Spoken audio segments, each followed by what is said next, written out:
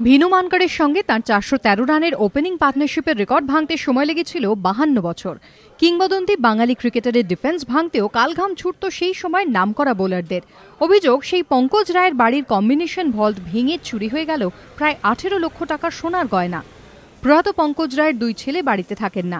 স্বামীর মৃত্যুর পর কুমারটুলি পার্ক এলাকার বাড়িতে একাই থাকেন পঙ্কজ রায়ের স্ত্রী বিজয়া রায়। তাঁর দেখাশোনার জন্য বাড়িতে রয়েছেন 10 থেকে 12 জন পরিচারক পরিচারিকা। বিশাল বাড়ি, অধিকাংশ ঘরই এখন আর ব্যবহার হয় না। একসময় বাড়ি ভাড়া দেওয়া হতো শুটিংয়ের জন্য। বিজয়া রায়ের শোয়ার ঘরেই রয়েছে একটি কম্বিনেশন ভল্ট। তাঁর দাবি, রবিবার দুপুরে তিনি দেখেন কম্বিনেশন ভল্টের দরজা খোলা, উধাও প্রায় 18 লক্ষ টাকার সোনার গয়না। এরপরে দুই ছেলেকে ফোনে বিষয়টি জানান পঙ্কজ রায়ের স্ত্রী। শ্যামপুকুর থানায় অভিযোগ দায়ের করা হয়। ঘটনার তদন্ত শুরু করেছে শ্যামপুকুর থানার পুলিশ। রবিবার রাতভর বাড়ির পরিচারক পরিচারিকাদের জেরা করা হয়, তবে পুলিশ সূত্রে খবর এখনো কোনো সূত্র মেলেনি। এখনো কোনো ট্যাম্পারিং এর কিছু দেখতে পাইনি আমাদের খালি চোখে, বা আমাদের যে সমস্ত এক্সপার্টেশন তারা কিছু পাননি। আমরা এফএসএলকে দেবো, এফএসএল যদি দেখে যদি কিছু ট্যাম্পারিং পাওয়া যায়, মানে এখন একটা গ্ল্যান্স কিছু বোঝা যায়। বাড়ির ডোমেস্টিক হেল্পে যারা রয়েছেন তাদেরকে ইন্টারোগেট করছেন তো?